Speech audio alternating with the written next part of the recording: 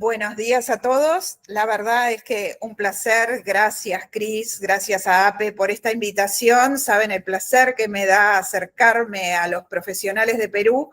Y la idea es que discutamos juntos de qué se trata la hepatitis autoinmune cuando se presenta en forma aguda. Y todos conocemos la definición.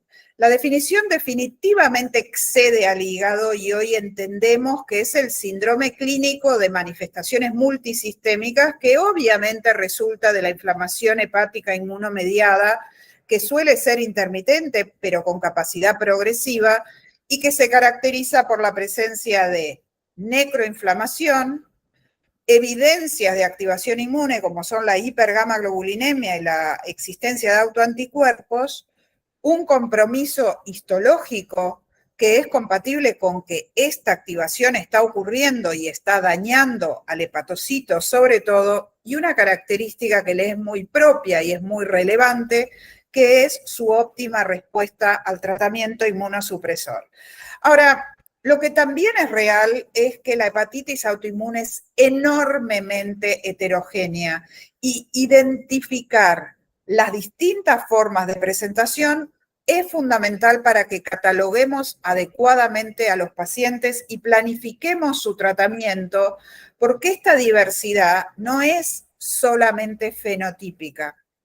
La verdad que es una resultante de lo que nos gusta llamar como el paciente y sus circunstancias, donde juega un rol el microambiente del hígado con la genética, la inflamación, y un rol cada vez sabemos más importante, que es aquel del exoambiente, con aquellos condicionantes desde el exposoma en los impactos epigenéticos, los gatillos y el rol del microbioma.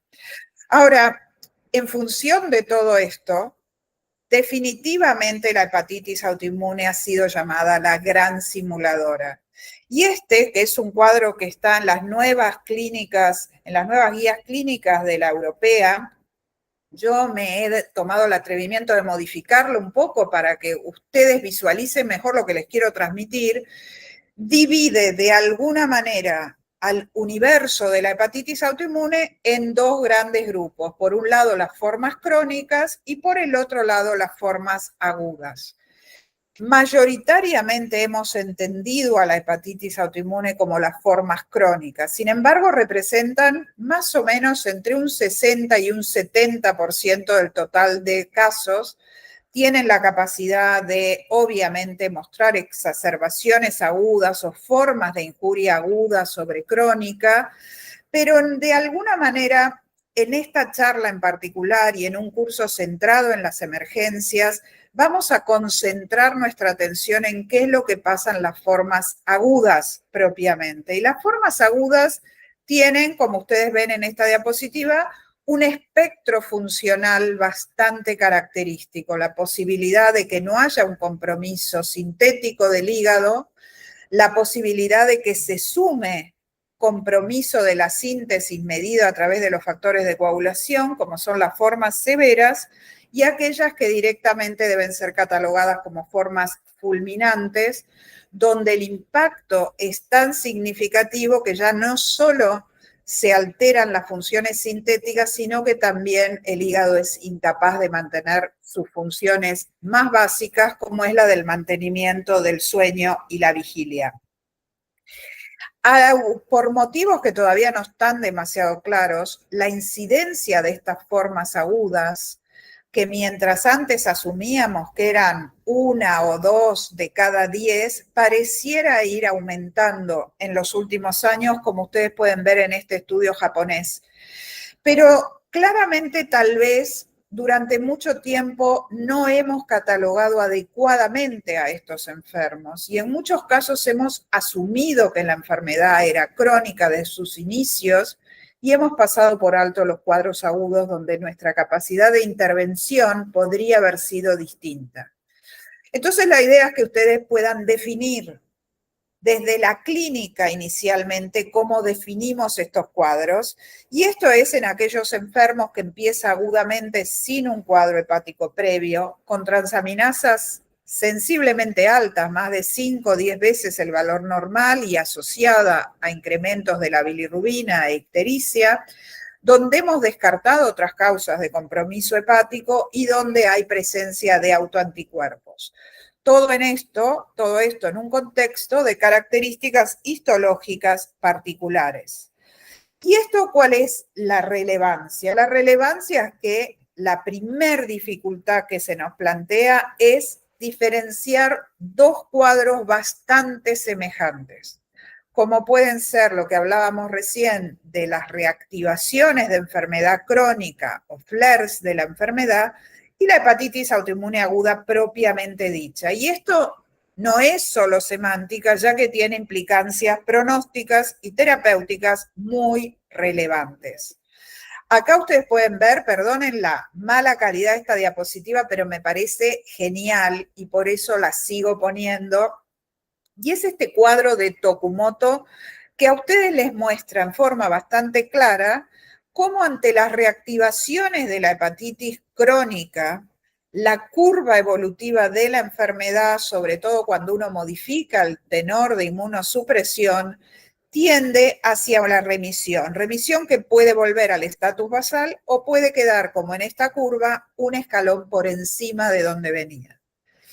Totalmente diferente a la curva de la autoinmune aguda real, donde tal vez el incremento enzimático pueda ser más o menos empinado, pero donde en general la remisión es el mejor de los escenarios, pero uno no puede descartar que estos enfermos evolucionen mal y progresen a enfermedad severa o incluso a la hepatitis fulminante. Si queremos tratar de diferenciar en función de las características clínicas y bioquímicas, miren qué interesante estos datos que se reflejan en este estudio que ya tiene varios años, pero que nos muestran que, como es de esperarse, las formas agudas tienen más nivel de transaminasas, tienen definitivamente menos nivel de inmunoglobulina G. ¿Por qué esto? Bueno, porque tienen menos cirrosis y porque en buena parte tienen menos tiempo de instalación. Pero tal vez el dato más shocking para ustedes debiera ser que, contrariamente a lo que uno espera, tienen menos score inflamatorio, 12 versus 16.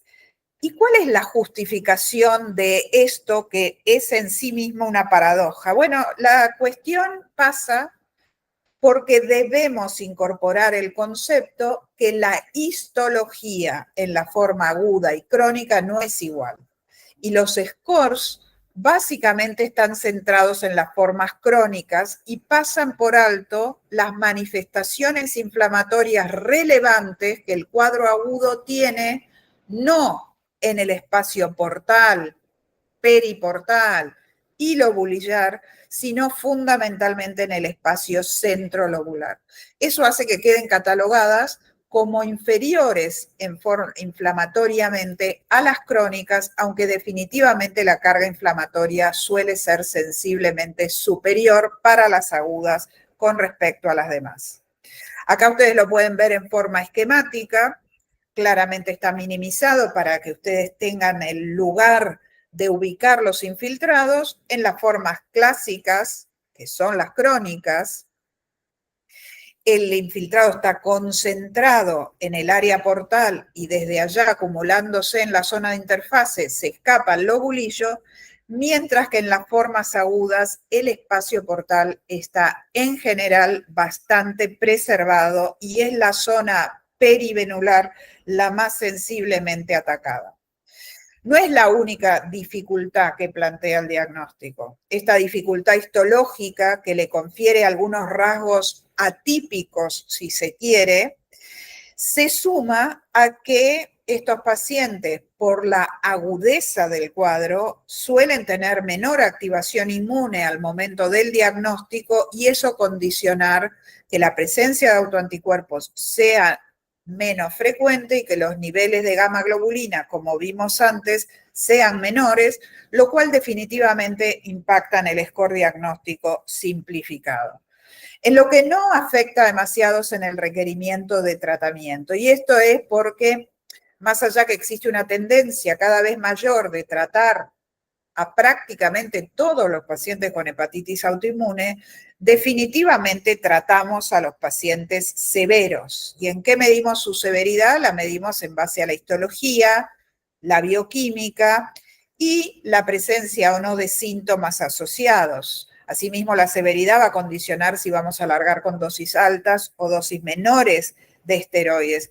Así que es prácticamente la regla de cuando a ustedes les toca en el agudo, en una emergencia, en la circunstancia que un paciente consulta por guardia e inicia toda la valoración de su enfermedad, que reúna criterios que avalen que sea tratado en la inmensa mayoría de los casos desde el inicio con un riesgo-beneficio que, por cierto, queda muy bien definido.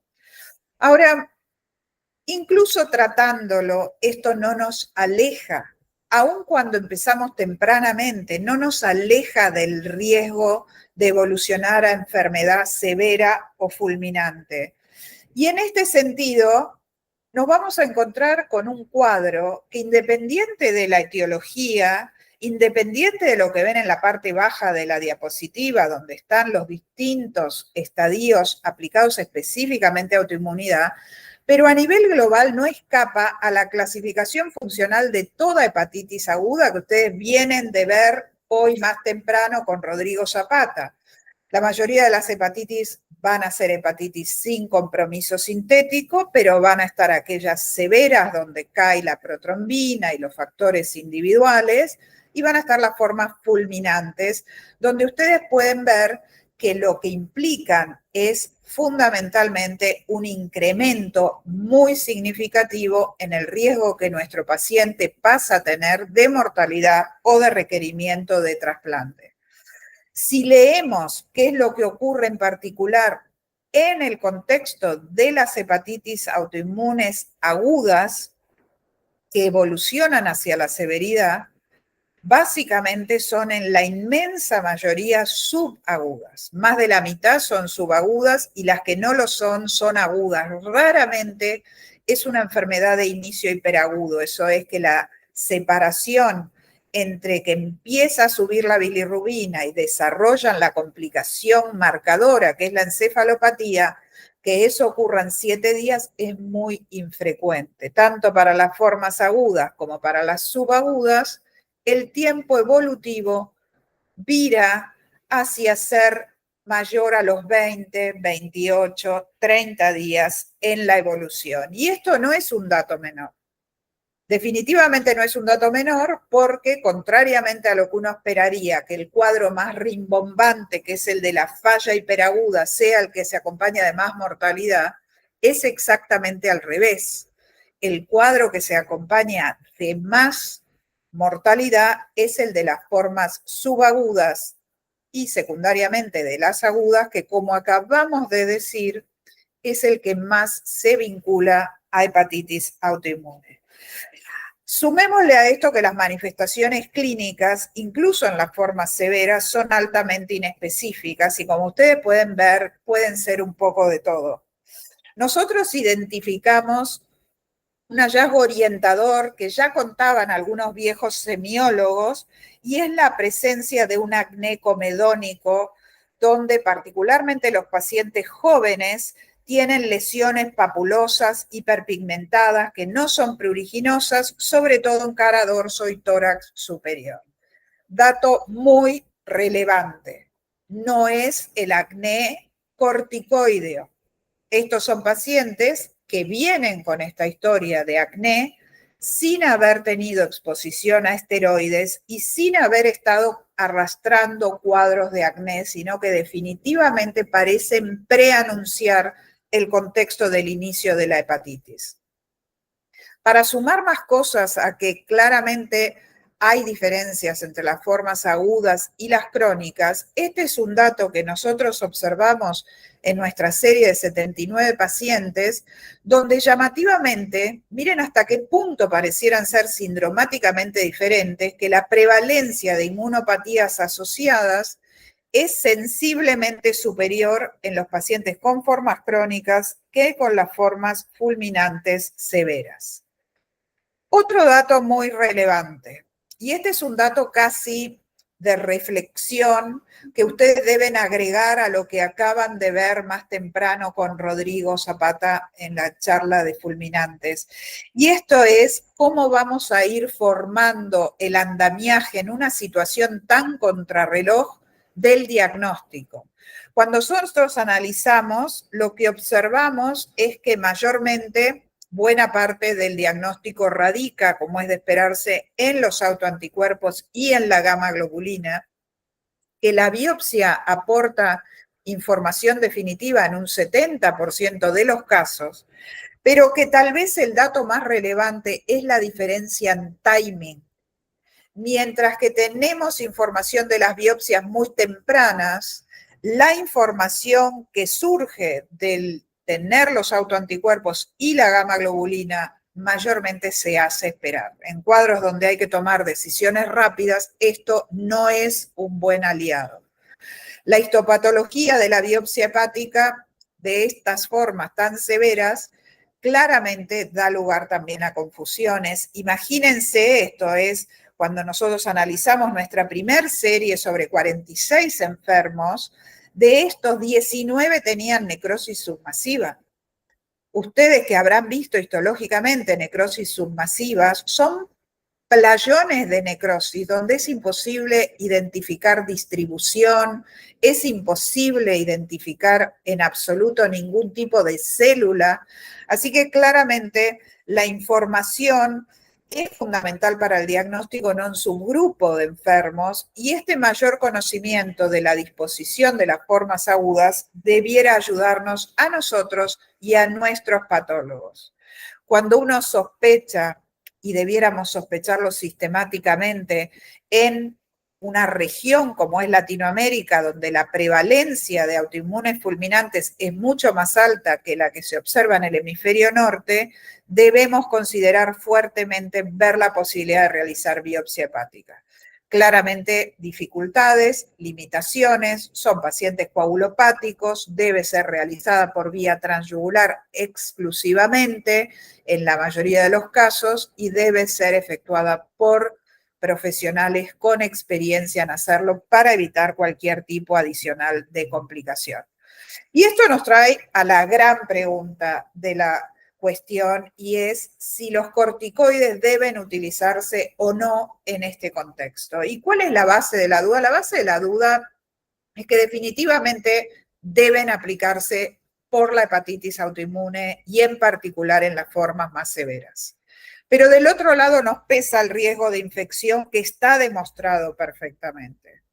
Ofrecer corticoides a pacientes que por su falla aguda ya tienen un riesgo inmunológico alto de infectarse es una decisión importante a tomar, ya que ese riesgo claramente está incrementado. Ahora, la utilidad parece manifiesta.